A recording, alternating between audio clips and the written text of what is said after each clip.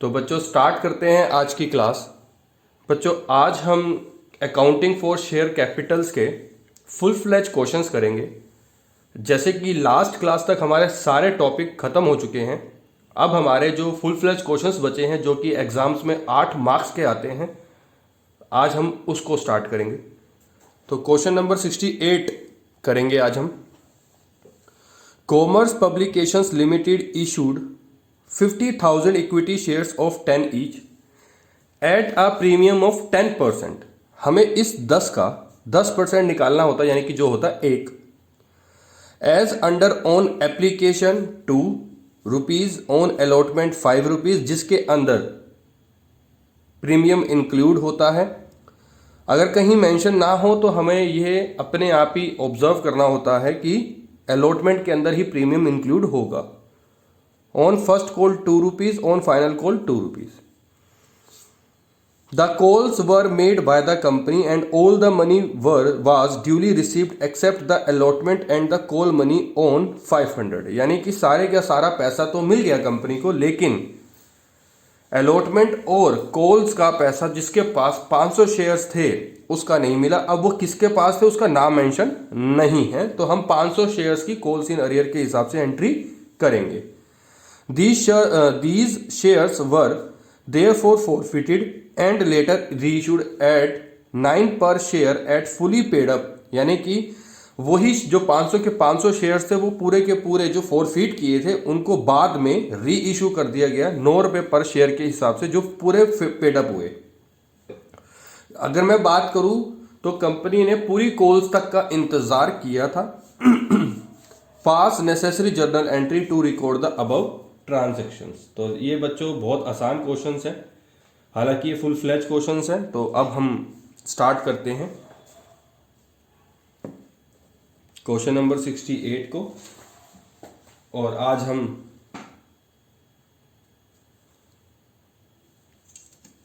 पूरी फॉर्मेटिंग से क्वेश्चंस को करेंगे।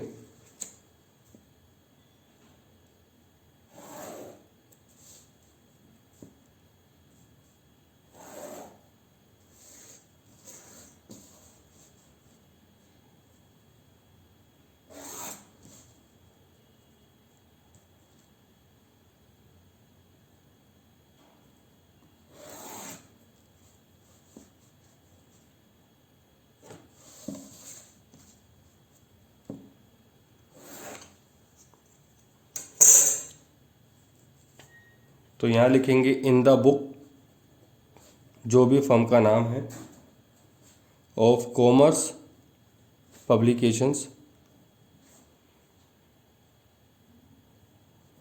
लिमिटेड, पर्टिकुलर्स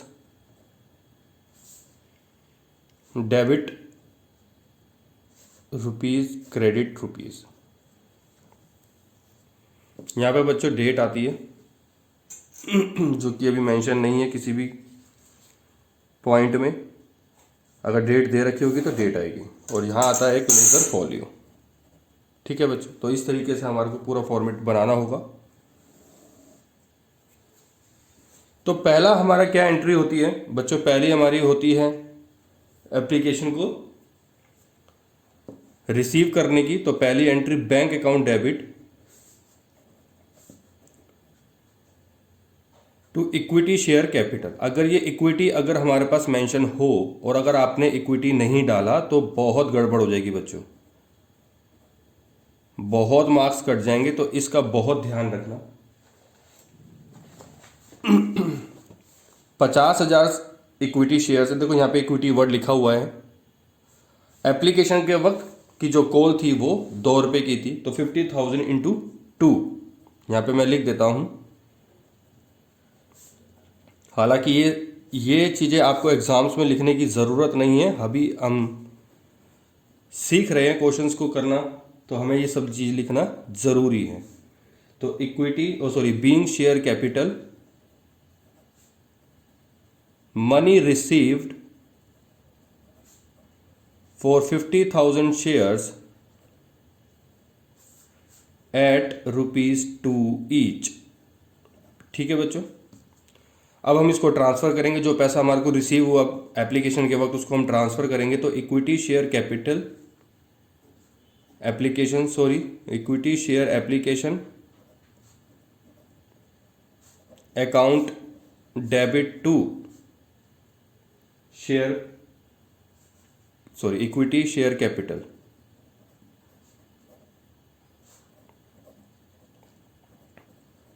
ठीक है, तो 1 लाख जो हमारे को रिसीव हुआ वही हम 1 लाख ट्रांसफर कर देंगे कैपिटल के अंदर। तो लिखेंगे being share application money transfer to capital. ठीक है जी, तो ये हमारी जो कॉल थी एप्लीकेशन की उसकी 2 एंट्रियां हो गई। अब हमारी सेकंड कॉल यानी कि अलॉटमेंट की, तो अलॉटमेंट की पहले ड्यू की एंट्री करेंगे। तो equity share allotment account debit to equity share capital account. ठीक है, तो ये हमने कर दी। अब इसके अंदर ऑन अलॉटमेंट के वक्त प्रीमियम इंक्लूड है। तो जैसे कि मैंने आपको बताया था, जब ड्यूज की एंट्री हो एप्लीकेशन की, ट्रांसफर की एंट्री हो एप्लीकेशन की, और उनके अलावा जितनी भी ड्यूज की एंट्री होती है, अगर उसमें सिक्योरिटी प्रीमियम इंक्लूड हो तो हमें अलग से सेपरेटली SPR का कॉलम बनाना होता है, जर्नल एंट्री करनी होती है टू SPR। तो जैसे कि 50,000 इंटू 5 यानी कि 5 की कॉल है जिसके अंदर 1 रुपया इंक्लूड है, तो यहां तो आ जाएगा 2.5 लाख, और यहां आ जाएगा 50,000 इंटू 4 यानी कि 2 लाख, और यहां आ जाएगा 50,000 इंटू 1 यानी कि 50,000। बात समझ में आ गई? तो यहां लिखेंगे being share allotment due on 50,000 shares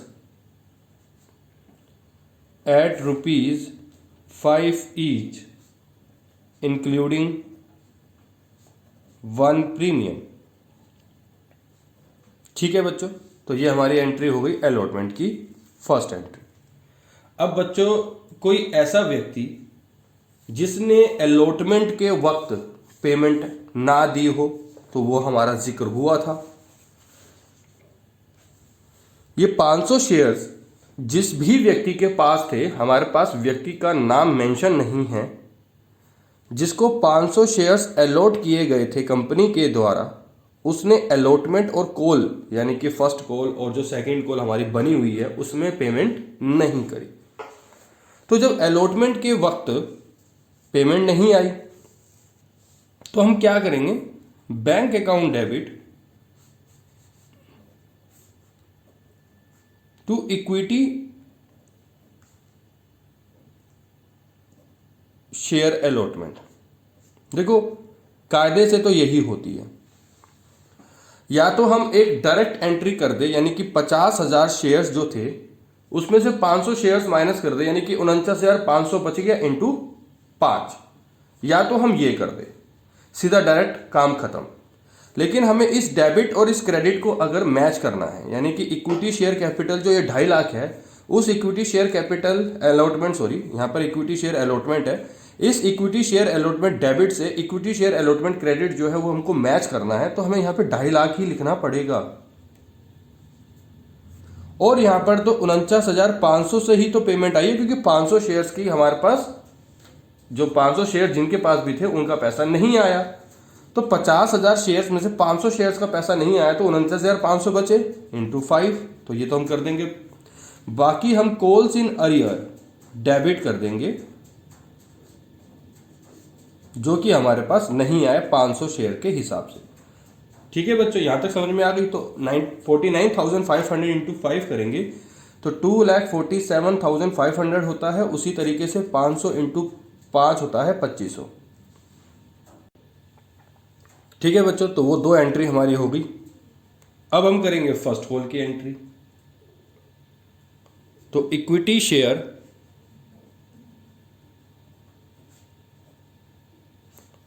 first call account debit to equity share capital. क्या हमने जो 500 शेयर्स हमारे पास नहीं आए थे, जिनके कंपनी के पास 500 शेयर्स का जो पैसा नहीं आया था, क्या कंपनी ने फॉरफिट कर लिया? तो हमारा आंसर है नो, नहीं किया ना अभी तक। क्योंकि जब कर लेते तो हमारा क्या होता, तो हम यहां पर जो ड्यू की जो हम एंट्री करते हैं बच्चों, वो समझने वाली बात है।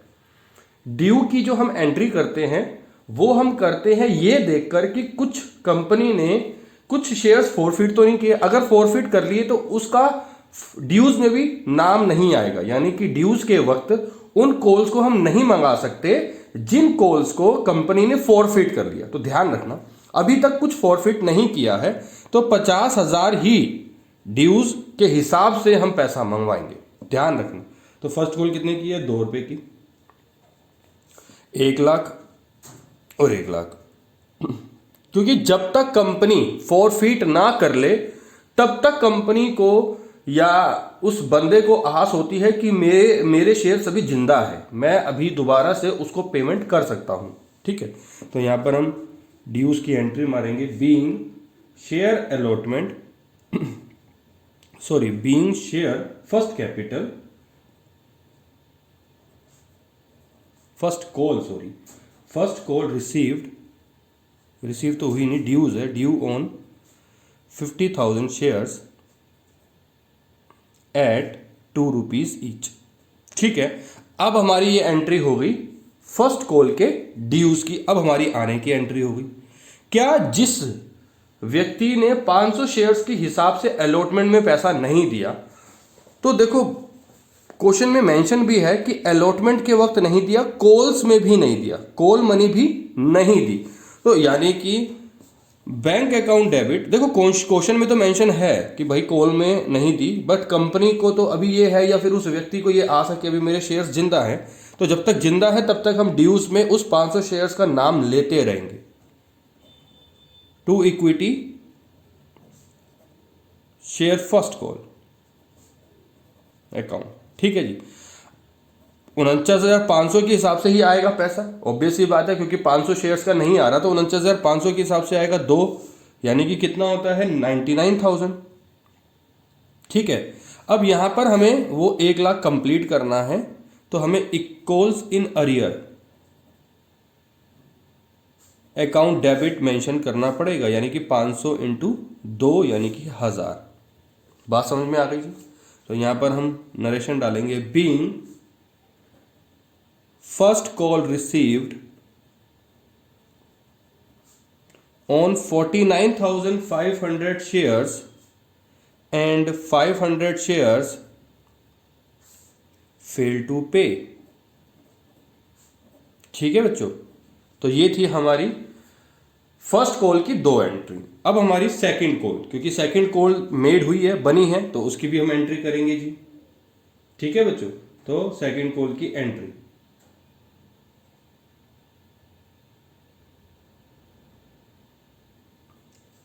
तो बच्चों सेकंड कॉल की एंट्री हम पहले नहीं कर सकते। अब इधर देखो, मैं आपको एक चीज और समझा रहा हूं। यहां पर कॉल लिखा है, ठीक है, कॉल मनी। अगर कॉल्स लिखा होता तो हम फर्स्ट और सेकंड दोनों को देखते। यहां पर सिर्फ कॉल लिखा है, एस वर्ड यूज नहीं हो रहा। अगर कॉल्स होता तो हम इन दोनों को, कि हमने इन दोनों तक देखा, यानी कि अगर कॉल लिखा हुआ है तो फर्स्ट कॉल तक कंपनी ने देखा है। ये चीज ध्यान में रखना बच्चों। ठीक है, ये चीज पकड़ में नहीं आती है बच्चों को भी, और बहुत मिस्टेक हो जाती है। तो ये चीज ध्यान रखने वाली बात है कि जब ये कॉल लिखा हुआ है, यानी कि सिर्फ फर्स्ट कॉल इंतजार किया है कंपनी ने, सेकेंड कॉल को नहीं देखा, इसका ये मतलब है, तो हम यहीं पे ही फॉरफिट कर लेंगे। बात समझ में आ गई? हम इस जो 500 शेयर्स हैं हम यहीं पे ही फॉरफिट कर लेंगे। तो फॉरफिट की एंट्री क्या होती है बच्चों? इक्विटी शेयर कैपिटल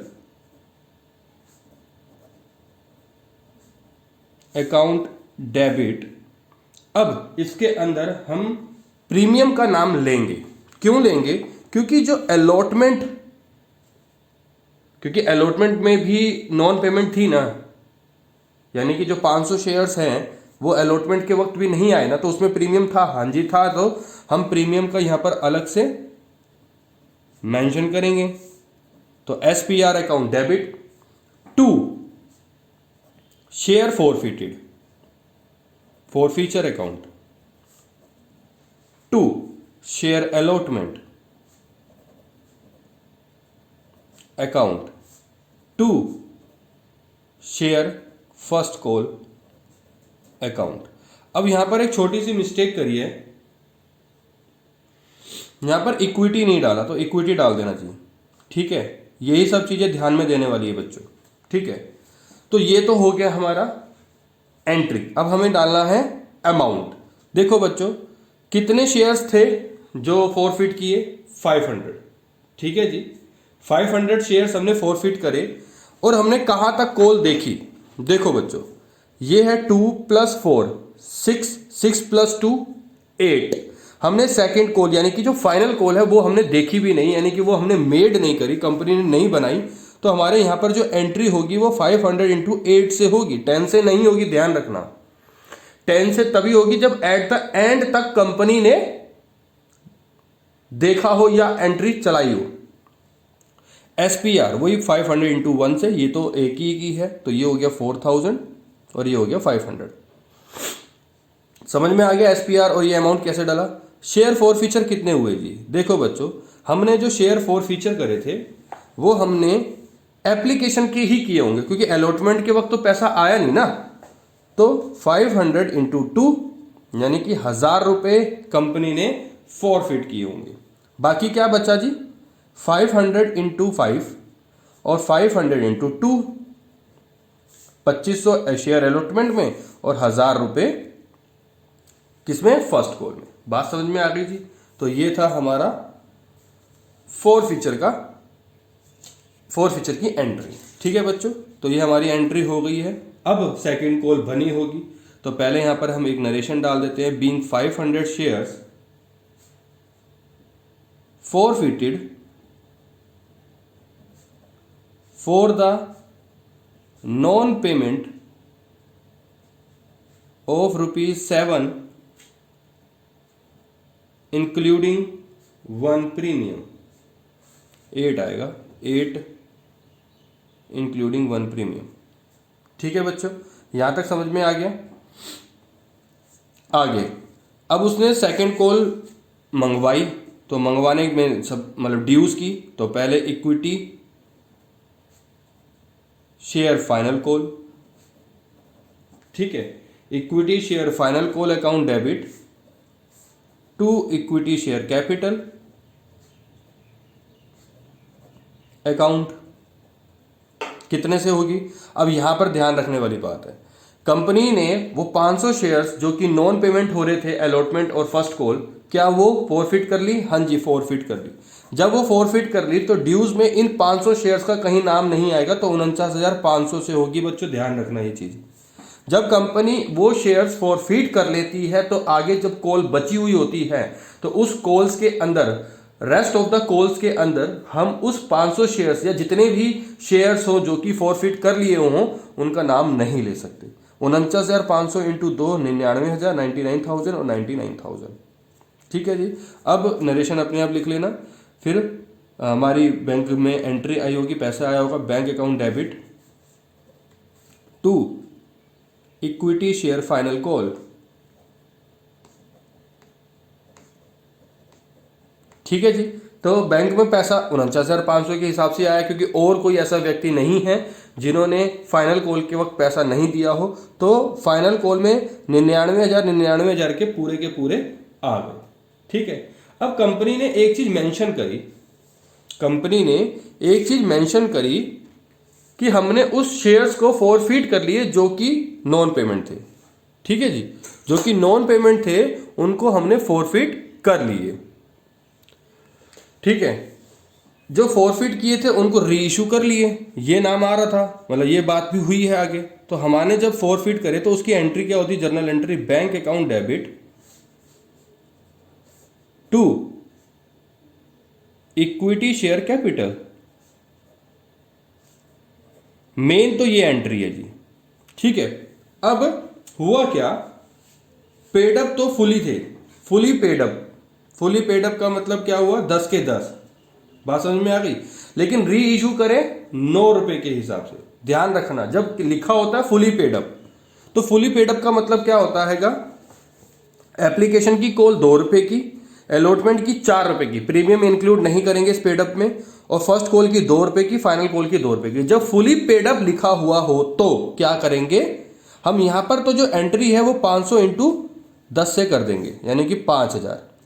ठीक है, नहीं तो यहां पर अलग से मेंशन होता है ना कि जैसे यहां पर तो अब 9 लिखा ही हुआ है, ठीक है, लेकिन अगर यहां पर 8 पर शेयर होता एज 9 पेड अप, तो हम क्या करते हैं यहां पर 9 रुपए से करते। बात समझ में आ गई। लेकिन फुली पेड अप लिखा है तो 10 से करेंगे, ध्यान रखना।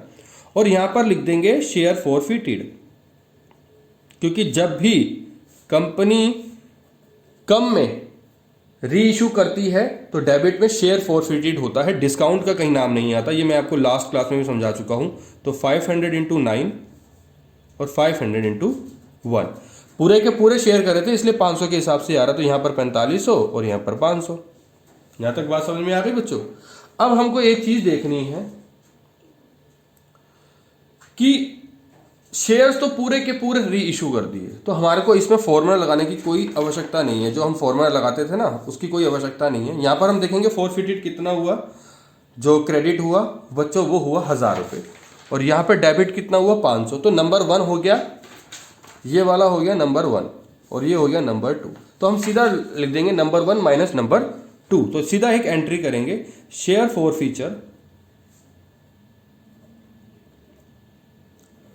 Account debit to capital reserve, बस 500 500 से, यहां पे मैं लिख देता हूं 1000 माइनस 500, तो कंफ्यूजन ना हो।